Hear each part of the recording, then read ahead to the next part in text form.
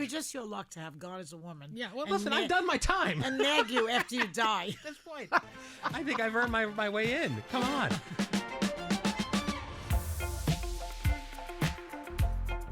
All right, so something very exciting happened last night. I'm very excited about this. What? You were mentioned on the sitcom, the NBC medical comedy, St. Denis Medical, okay? Where is that playing? It's on NBC. On NBC. And it's a comedy, and you were mentioned, but there's something I want to dive into and clear up a little bit. So let's listen to the audio. Listen, let's clear the elephant in the room. This morning, whenever I yelled, "No!" I was just joking because you were. And really want to make sure you know that. I guess I've been listening to a lot of Joy Behar's podcasts recently, so I was just in a silly mood, you know? They think it's my podcast. It's your podcast. It is my podcast. But I don't since understand. You're not. I'm not anybody. You're not famous. No. In any way. No. Although you're trying very hard to be. I'm trying really hard. They had to use my name. Yeah. So, but it's the joy. But I'm still going to take it as a win because the Behind the Table You'll podcast. take what you can get. I will take what I can get. The podcast. And listen, we all know everyone loves the Joy episodes. I mean, that's the truth. So. You know, they mention my name in other programs, in other movies. They just throw my name in there. My favorite is The Hangover, which I don't even think you've ever seen. Have you ever seen The Hangover? No. Okay, it's one of the. It is. I know, and this is. What did they say? Where this guy Zach Galifianakis, who you know, and is very funny, is wearing a satchel, and one of the other characters, I think Bradley Cooper, says, you know, why are you wearing a purse? And he says it's a satchel. Indiana Jones wears one, and then Bradley Cooper says, yeah, so does Joy Behar. You're a reference. You know, I don't see that I'm that well known. I don't. Well, you've been on television for a couple but decades. Like the other day, I was interviewed for my play, My First Ex-Husband, which is opening on February 6th. I'll be attending. You will be. Yes. And they interviewed me by some magazine. Yeah. I've done a few of them. Sure. And the woman who was interviewing me said, I've never seen the show once, so I watched it the other day just to see who you were. Okay. 28 years. 28 and she years. never saw the show once. And that is the level of fame. It's not that much. Right. But she knew who you were. She just hadn't seen the show. Maybe. I don't know. I find people who don't watch the show every day know who you are, and people who... Well, because the right wing puts my face out there and what I say all the time. But you're part of the zeitgeist. You're part of the culture. You have been for a very long time. But you would think for 28 years on the air that people would know The View. Not everybody does. I walk around the street. Nobody says anything to me. A lot of times it's funny. I like that, the level. It's very nice. Imagine if you're like Michael Jackson, who could never leave his house. You know? Right. No, I think actually, I always aspire to like Michael Gelman level of success and fame. You wish. I know someday, but that's kind of the sweet spot, because then you can get a table in a restaurant, but nobody bothers you. It's pretty good. I think that's not bad. I think you have that already. Oh well, thank you. Don't you think? I mean, I'm getting there. So, like many people in this like never-ending news cycle, I tend to look for things to distract me. I know you watch old World War II films and things like that. And new ones too. I watch a lot of old sitcoms and movies. What happens to me is I get pulled out of it because The View is mentioned, referenced, and sometimes appears in like 80% of the shows that I've watched. Really? And things like that. I was watching Sports Night, the old Aaron Sorkin show. Oh, yeah. You're in that. There's we a played scene from ourselves that. a lot of Yeah, times, I was watching Entourage on HBO. There we are. There you are at Caesar's Palace. I mean, you really can't get away from the show. That's It's pretty interesting. impressive. That's interesting. So, I mean, the shadow is long. I did the Drew Barrymore show yesterday, which is going to air on Friday. Yeah. Do you know how they do it? Tell me.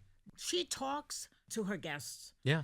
And they edit it down. And then they edit it down to a half hour. Right. I mean, live television is just different, and there's not a lot of talk shows that do it this way. And it's why often, the reason I'm playing the music, the stage manager's gesturing for Whoopi, is because there are parts of the show that can't be changed. Whether it's something that's on tape already, like a view deal, or if we have a guest. Sometimes and we're live. Yeah. She's not live. She's not live. No. I've worked on shows that do it both ways. Interestingly, when I worked in late night at Letterman, he taped that show at 5:30 for 11:30, but it was treated as though it was a live show. Live to tape. To the point where if a big name guest wasn't there on time, he started the show anyway and did it anyway. And it seemed, now in retrospect, I'm thinking that's crazy. You wouldn't do that, but Letterman was who he was. Yeah, that's who he was, and he did it the way he was going to do it. He could get away with it, too. Yeah, but the commercial breaks ended when they were supposed to end, and that was it, and he was done, and that was it. Well, anytime I do a tape show, it seems like there's a technical breakdown, we got to do this over, and somehow when it's live, none of those things magically happen. Exactly. All right. As you mentioned, your play, the one thing everyone cares about, my first ex-husband. Just go to myfirstexhusband.com and you can get tickets. Yes, and it's debuting soon. How are preparations going? I'm still fixing scripts. Yeah. Your own scripts. Right up to the last minute. Yeah. Right. You're editing yourself. Yeah, it's kind of. I mean, I'm going to be in it too. Right. It's going to be a little bit rough, don't you think? I think Do it'd be this great. show in the morning and then that show at night. Well, Whoopi did it flawlessly with Annie. So I know. You should and be. she had to sing and dance. She set a high bar for you. Like Ginger Rogers, the same thing as Fred Astaire, only backwards and in heels. Yeah, I'm prepared for you to be difficult those weeks. No, but, I won't be. I won't be. no? I promise you, I will not be. Okay, but you get agitated. No. All right, great. I'll be too tired to be. It's annoying. Well, you're working with your friends, which is fun. We had Susie Essman here last week. Susie's in the show. Tova Feldshow. Do you know Tova? I do. I just watched. What is she on? She's on a show I'm watching right now.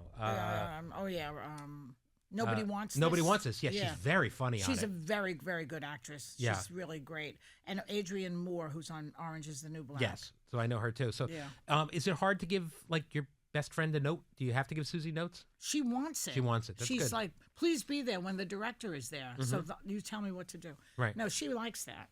We're good friends. We've been friends for 42 years. Now, when the director and the writer are both working on something, do you ever disagree with the director's notes? Yes. And the director is very good. This particular one, Randy Myler, his name is, and he's very good with me. He knows that I have a certain amount of input because I did write it. Right. Now, this is a rotating... You know, when it's a play, yeah. When it's live, the writer has more clout. When it's a movie, the director's in charge, and the writer really doesn't have that much input. There's a story that I've heard many people say, and it's in movies, it's all about the power of the director. Right. In television, it's all about the all-powerful producer. But in daytime, it's all about the hair. That's funny. Pretty true, I think. Who said that? I don't know, but I think it's true. That's very funny. Yeah. It's all about the hair and makeup. That's right. Yeah. Inaccurate. When you write for a role, do you write with a person in mind? Is there someone in your head? Well, this particular show, all of these are monologues based on true stories. So I interviewed people, women, and they gave me hours and hours, and then I personally transcribed them. Wow. I don't know how to use the voice memo thing. I can make your life a lot easier. I know. And I don't trust it anyway. No, sure. They mix up words and everything, and I would transcribe it, and there I would have reams of material, and then I had to make it into a monologue. Add a little bit, change the names, I changed the places, everything. Right. And make it funnier if I have to. So do the actors playing these roles resemble the people who told you the stories? Not necessarily, no. Okay. No, they're just good actors. All right. We have a question from one of our audience members. Okay. This is from Marissa in Brooklyn, and it kind of relates. She asks, I'm an aspiring comedy writer, and I was wondering if you could tell me about your writing process. Oh. What's your advice to young writers in the world of AI and social media? See, I don't use AI. The other day I went on ChatGPT, and I said, write a Joy Behar story. And it came back with Joy Behar, and they wrote, beloved. Oh, look at that. Beloved co-host of The View. Yeah. And some fakakta. It didn't make any sense at all. Just talked about me. Right. I'm looking for an idea because a lot of writers say they use that for ideas. As like a jumping off point. And it didn't work. Yeah. So I don't even know how to use that. All right. Well, that's probably so the best. So as far as her as a comedy writer, listen, I'm not. I don't know what to tell you. Everybody's different. I'm good in the morning, like a lot of men in bed.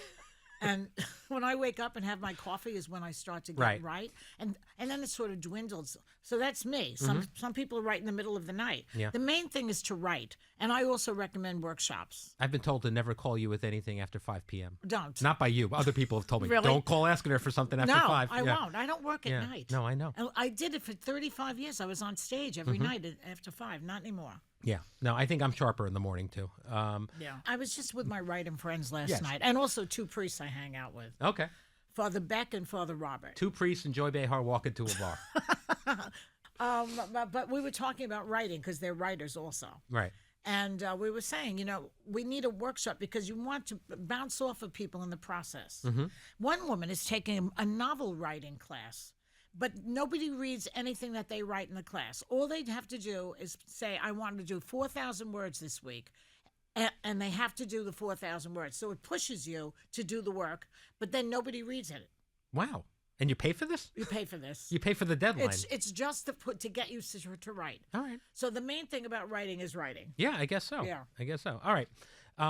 Let's talk about the inauguration. I know it's not your favorite topic, but you said you forced yourself to watch it, which frankly I appreciate. Yeah.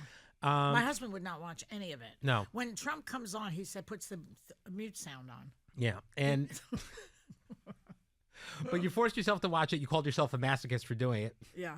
did you just want to torture yourself, or you thought it was for the here's job? Tell me I why. just mentioned the priest, right? Yeah. Father Beck. Father Beck works at CNN. He was very good the other day on CNN. And he and I and my another friend, Bernadette Piccolomini. I know Bernadette. And she watches.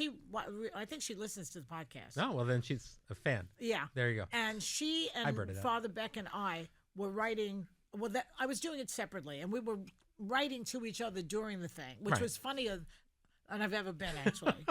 So that's how I got through it. Okay, so you actually had a good time. Yeah, I did. All right, that's good. We had Bishop Mariann Budde with us today. What did you make of her very pointed words for Trump? You called her more courageous than anybody in Congress. Yeah, I mean, she was courageous because there they were all sitting there. You know, and I love that. I love how Trump has the shkuns, as we used to say in Williamsburg, has the shkuns to be annoyed with somebody saying something against him while he's sitting there. When at the inauguration, he was vicious to Joe Biden, who was sitting right there. I suppose. I think he thought this was still part of his being feted for the first week. Feted? Have a little grace. Yeah. Have a little sensitivity to the situation. I mean, you're someone who I feel like is very interested in religion, always, I am. And religious leaders and things like that. I write plays about religion because religion is a very good topic for comedy. And obviously, church leaders give sermons and they talk about morality and things like this. Do you feel like this was the role it was a little more political than you'd expect necessarily? Well, there was another one of them who was very political also, Franklin Graham. Yeah. Except he was on the other side. She wasn't political. She was saying, listen, have some empathy. You know, empathy is the key to a great country, when you treat everybody with empathy. When you were a child growing up, do you feel like that was something that people did in the churches you attended? Everybody in my neighborhood was there for everybody. I felt like I grew up in like a little town in Italy almost. It was Williamsburg, Brooklyn. There were bookies everywhere. They looked out for you. The guy in the corner, the fruit store guy, looked out for you. Your mother's calling you. I mean, I grew up like that. Williamsburg is not like that anymore now. I'm picturing the early scenes of Goodfellas at this point. Yeah, is that it's kind of what we're like talking that. about? Yeah. All right, I like that. Yeah. All right. We also talked on the show today about this ridiculous story from Jack Schlossberg, grandson of JFK. He made a joke about who was hotter, his grandmother, Jackie Onassis, or Second Lady Usha Vance, both lovely women. What if Luca said this about you, your grandson? Is Nana hot? Is Nana as hot as Jackie Onassis? Would you enjoy that? It's a little weird to talk about your grandmother. He wouldn't. No. What he wants to know is, did you meet Drake? Yeah. You know, that's what he wants to know. And your answer is, I don't know. Maybe. But sometimes I have a picture with Usher. Right. And I have a picture, I believe it was with one of a rapper. I'm not sure which one it was when I was in Cuba. Yeah, you get very excited when you run into rappers on the show now. It's I good. do. Yeah. I do. Well, I mean, I like everybody. No, my daughters are like that with Broadway stars. That's the biggest thing in the world for them. Your kids. Yeah. You are training your children to be Broadway celebrities. I mean, they want to be. It doesn't mean they're going to be, but yeah, they're. I mean, don't be surprised if you say to them, "Go to your room," and one of them starts singing, "Who am I anyway?" My resume. It's all day long. It's just them singing at the top of their lungs. This is Heather. Yes, it's my wife. She's behind all of this. She is. She is orchestrating it all. Right. But luckily they can carry a tune, so that part's good.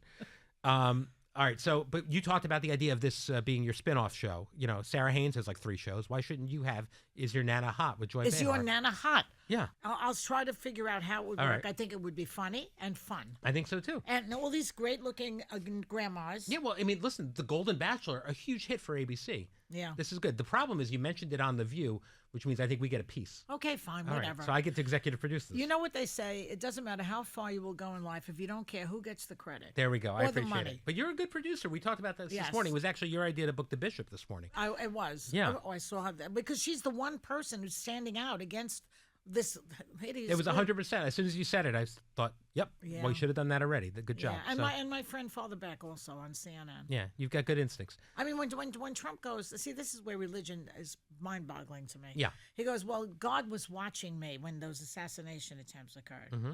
What about, Martin Luther King, he said. This is Father Beck. Right. What about Martin Luther King that day he got shot? Wasn't God watching him? Yeah. There's always, if God is watching me, what about, those people in the tsunami, for instance? It's things we can't understand. I can't handle that type of thinking because it's not logical. I know. And I believe if there is a God, she is logical. There are only 2 genders, he has to say. What is it to him? How many genders there are? Does that bring down the price of eggs if there's more than 2 genders? No. I ask you. I would not be surprised if God was a woman either. All right, so we have a listener question here. It would be just your luck to have God as a woman. Yeah, well, listen, I've done my time. And nag you after you die. At this point, I think I've earned my way in. Come on. All right, we have a listener question here from Trisha from Texas. Okay. She asks, what is your advice to comedians in today's politics? Oh. Is anything off limits now that used to be fair game? Well, there is that problem, but I think, I take you to Ricky Gervais. I mention him often on this show. Yeah. Because he goes in front of Golden Globe recipients and insults them. Yeah. I think you have to be out there. If you want to have a democracy, if you want to have free speech, comedians have to be able to speak. Yeah. And people who are afraid of comedians, there's a reason. They don't want you making fun of them. They don't want you trashing them or criticizing them. They have a right to speak. And humor is a weapon. Well, it's interesting. That's one of the few things the interpretations may differ, but the people on the right saying that free speech is so important is something you very much agree with. Yes, I don't think I know anybody who's a bigger proponent of free speech than you. Right. It's just Bill Maher. Yeah. Well, I think you're right there with them. Yeah, I'm just saying. yeah. I mean, it's something you talk about often and you believe in. I do. I hear a lot of times from people that don't like the show. Well, you guys want to cancel everybody. Actually, no, you're clearly not watching because you never want to cancel anybody. No, I don't. I don't believe in that. You don't believe in cancel culture. I don't believe in that. No. I don't even believe in canceling, my political adversaries. Right. Let them speak, which is why, when I run into Trump supporters, I engage them. Yeah. Even the guy who stuck his tongue out to me, I told you that story, right? Yes. and even that guy. You don't even cancel magazine subscriptions. All right. We have another listener question here from Patrick in Ohio. Yeah. He asks, what 3 things you can't live without? You go to a remote island and can only bring 3 things with you. Objects. What are you bringing? This is interesting. Wow. Let me think. You didn't give me a heads up. No, we got no heads up on this. I would have thought about this. We don't feed you the questions early. You mean besides food and water? Food and water. It's besides the things you need to survive. It's like if your house is burning, what would you grab? Yeah, that's basically it. But you're stuck on an island forever with these things. Can I have my phone and a battery? You can have your phone and a battery. Can I have a charger? How do I charge it? I think you give a phone and a charger. Yeah, but that'll wear out. A solar charger. A solar charger. Brilliant. There you go. See? Okay, I'm so my guy. phone with the solar charger. Yeah, that's one. We'll give you one for that. That's one thing. Another thing is I need to have can I have a combination like a word processor, phone, and charger? Yeah, I need to write. Well, you can write on your phone, but you want something, but you need a laptop. I need to be able to type. Okay. Because I'm a typist. Yeah. I'm a very good typist. I know. You're very fast, right? When I was in junior high school, I learned to type. That's great. The guy would go, "Get off the table, Mabel."